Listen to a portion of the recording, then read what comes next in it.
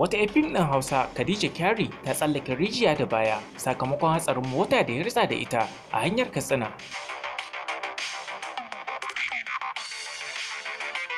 Hadarin ya auku ne a jiya Alhamis 2 ga watan Yuli shekara ta 2020 kusa da garin Kankiya cikin jihar Katsina lokacin da suke kan hanyar ta zuwa Kano.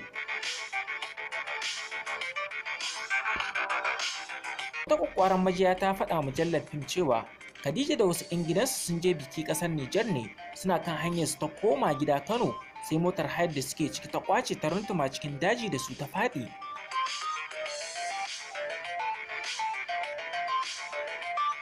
Khadija ta ji muggan raunuka musamman a fuskarta da hannunta.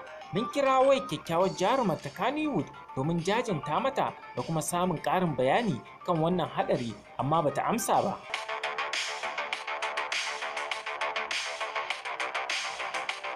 Majiyar mata ce gaskiya ba ta iya magana, wayar ma babarta ce take ɗagawa, wani lokacin yayarta. An mata ɗinki ne a bakinta da karan hancinta sannan kuma da tsagewar ƙashi a hannunta na dama.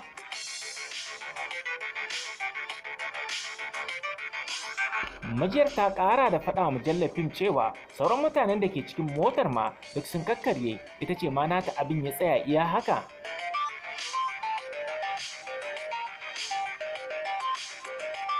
‘Yan bikin sun haɗa da wasu ‘yan uwanta biyu mata da wata ƙanwata mai suna Ummi. ‘Yan fim da dama sun je sun gaida jarumar a gidansu da ke unguwar Ladanai, Ring Road Bypass, Kano.